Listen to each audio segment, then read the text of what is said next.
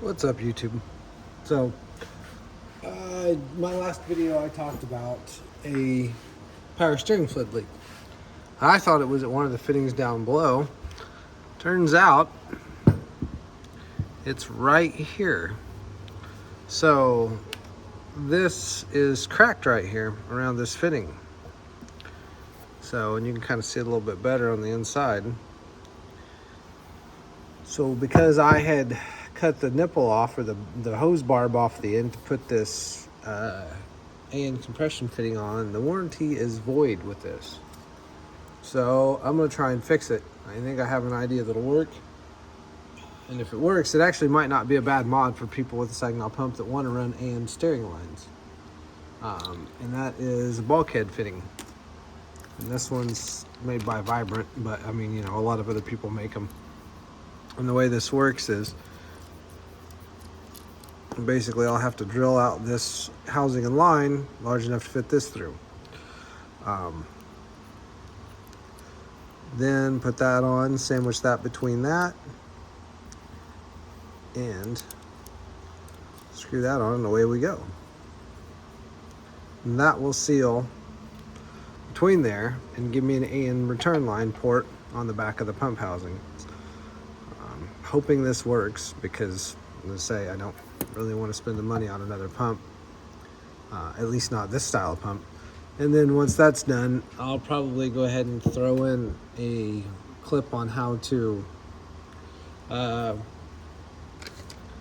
adjust the pressure of the pressure relief valve with one of their kits, and it kind of goes into how to adjust. It's I think a pretty straightforward process, because I had no shims in my pump, and it was a 1350 psi according to this, which needs to be closer to this for the Mustang Fox body rack and pinion steering. So we'll probably do that too. Let me see if I can come up with a quick way to drill this out, and I'll be right back. All right, so check it out. So what I did is I used a strip drill bit to drill basically the end of that out to where it would come off there, because I was worried about moving this around too much and creating an uneven surface, which it already isn't the flattest surface ever.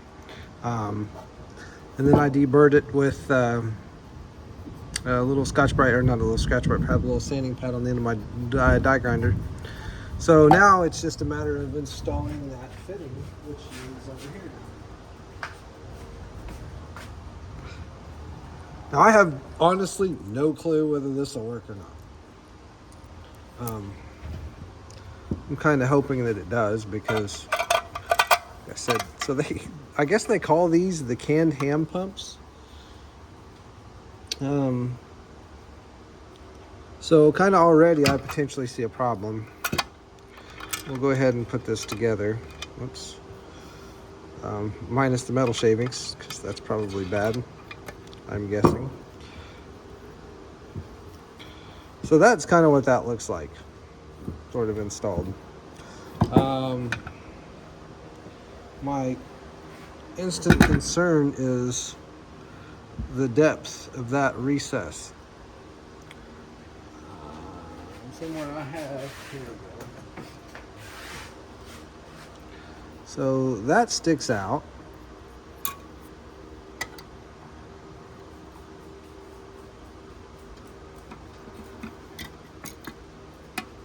Well, actually,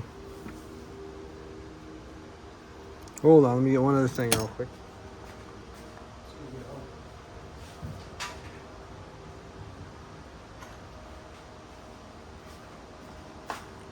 Not the best straight edge, but it should do. Am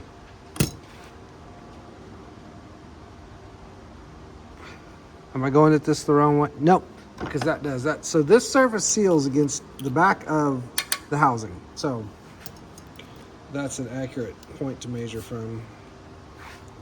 So we'll get in there like that.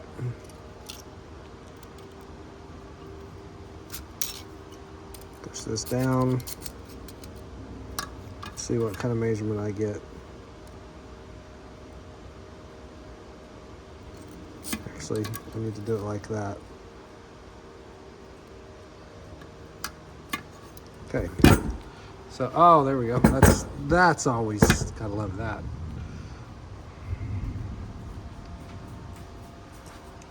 So if that sticks out more than that, I'm already in trouble. I don't know.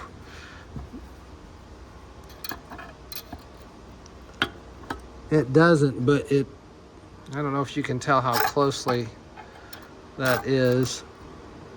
That fitting is going to require, so I'm going to have to trim some off the end of this fitting to shorten that, because if not, what's going to happen is that fitting is going to bottom out in the end of this pump right here. And I can't have that. Otherwise, you'll get no return, or, you know, a blocked return. So let me see about a decent way to shorten that fitting, and I'll be right back. All right, so what I did is I took the end off in the bandsaw and then just cleaned it up on the belt sander a little bit, and that should thread back on there. Yeah, wow, that thing's still pretty hot. So now we should have more than enough clearance with our rear cover in order to make this work. So along with that, through there, that installed.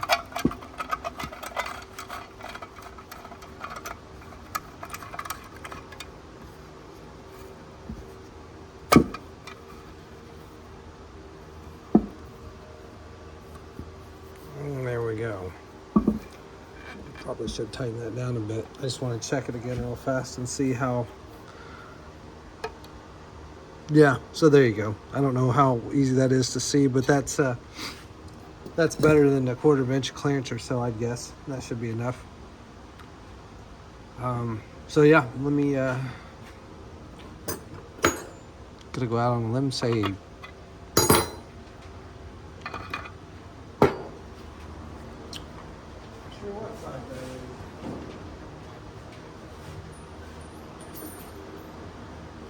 let's go with 7/8.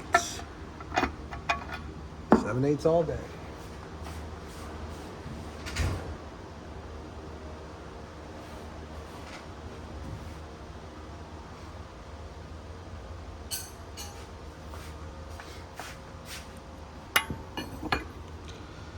So, get this guy.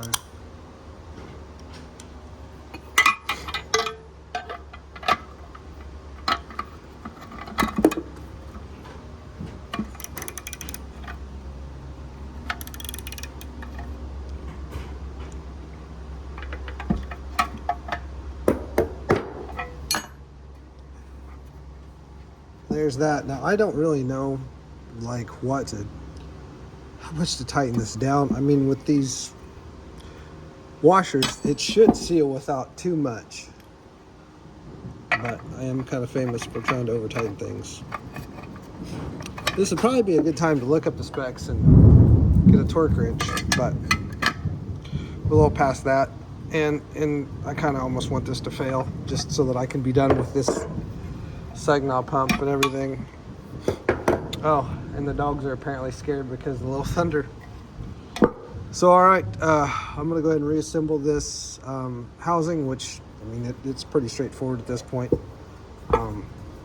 So you can kind of see where that mounts to that. Those are all O-ring sealed. And this just kind of slips together, just like that. And so there is the return fitting installed. So let's go on to the pressure port and set that up. Let me get set up in the vise. All right, so this kit comes with a neat little clamp thing that you slip your valve into, and then you can clamp it all into a vise so you can take it apart. And as the instructions show, there's this, and this. I did not take any of these pieces out, didn't need to. So what you do is you take this bolt and load your shims on it. I'm opting to go with 4 shims, which puts me close to 850. And so you just drop the shims on.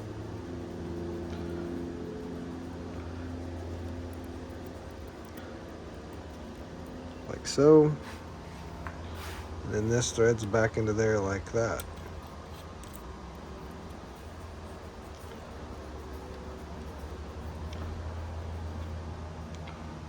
And this one is a 12 millimeter, so these pumps may be different.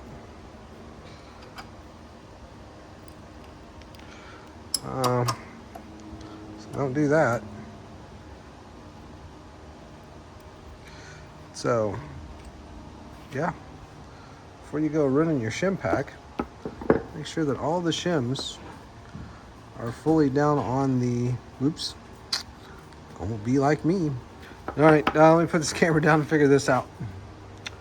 Well, actually, you know what? Maybe we'll just do this since I've got this fancy new little helping hand. There we go. Of course, I'm trying to look at it through the camera. So I think I wedged those shims. Ooh. Yeah, may have gone and done it now. If you can see that, it's a little thread.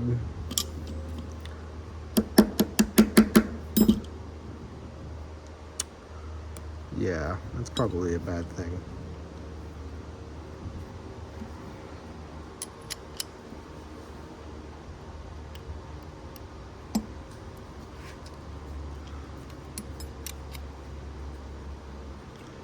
Well, this is going downhill in a hurry. There we go. So how bad did I mess up those shims?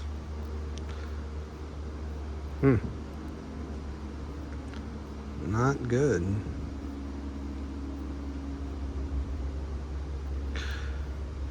Well, I mean, at this point I'm kind of stuck, so we're gonna try it anyway.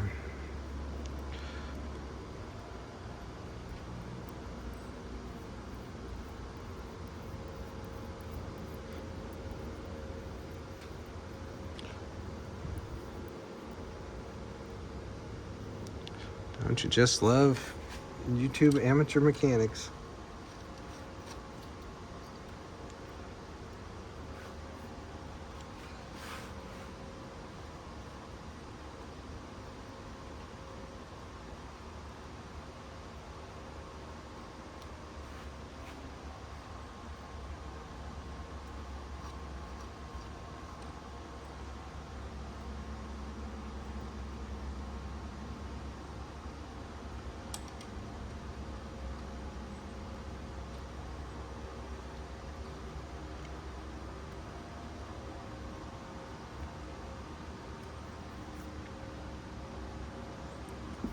All right, so I got those threaded down on there.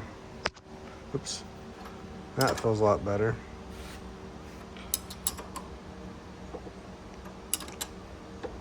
There we go.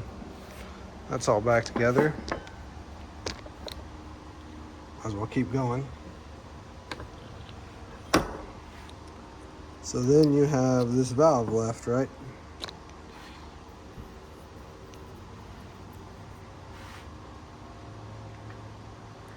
So that loads onto this spring. All slips into the pump housing.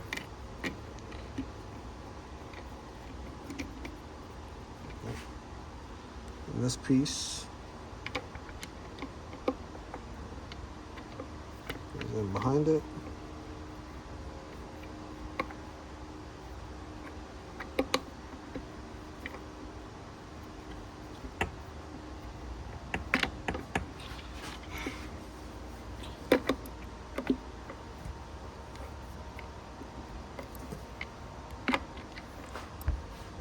Sure it does.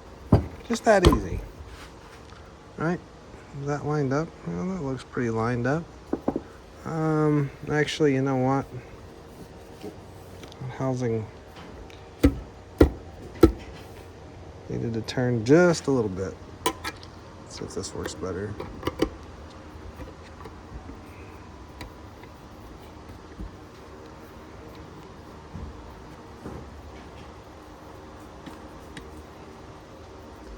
There we go, that started now.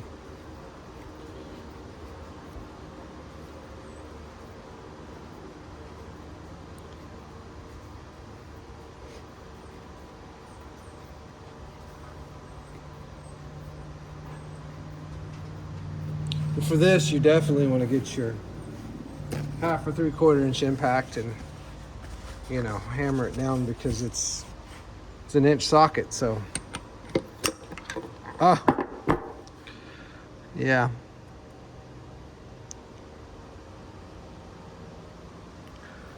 So I'm having no fun all of a sudden. Wow, that really needs to get down in there. I must have not got that down in there far enough.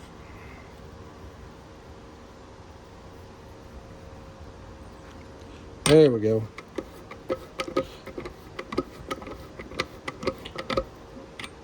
Watching other people struggle. It's the greatest thing ever.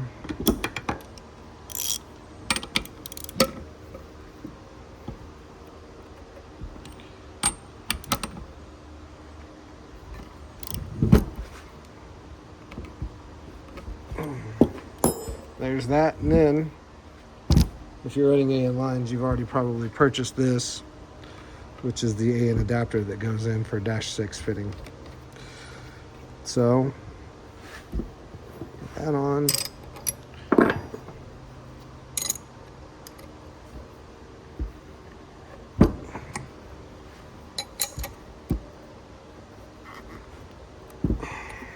And there we are. So now that pump's ready to go back on the truck. I'm hoping that I can offset one line this way and one line that way and make the lines line up. But let's go ahead and we'll get this hooked back up to the truck, and then we'll go over and check it out. Yeah. So there it is, all installed. And you can see, I mean, the lines have plenty of clearance. I'm not a huge fan of this setup. I need to probably sit down and reevaluate how I want to do these lines. But for now, it is the way it is. Belt's on and tight. So I think at this point we just need to put some fluid in it. Fire it up, see if it's fixed or leaking still. So let me go find some fluid, keys. See what happens. All right, so it's filled up and bled. And let's find out. Dry as a bone.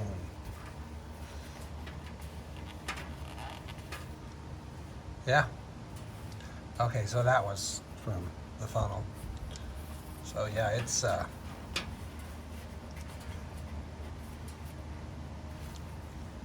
yeah, it's not leaking. So I don't know if this is a short-term fix.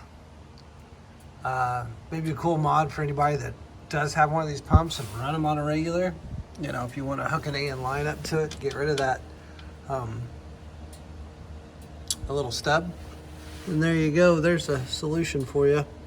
So at some point, sorry about that. So the camera died right there at the end as I was talking about the belt, but that belt must have stretched because it's a bit loose, and nowadays I may have to shorten that or replace it. But anyway, yeah, while the phone was charging up a little more, I charged it up I fired it up and tested the steering again, make sure I bled it all out. Still dry. So I think we're good for now until I can research maybe putting a Type 2 power steering pump on it with an attached reservoir. So if you have any questions, hit me up in the comments. If you can have any suggestions on making these videos better, post them below. I'm all ears. I am up to almost 350 subscribers. That's awesome. Thanks, guys. And again, thanks for watching the video. Have a good evening.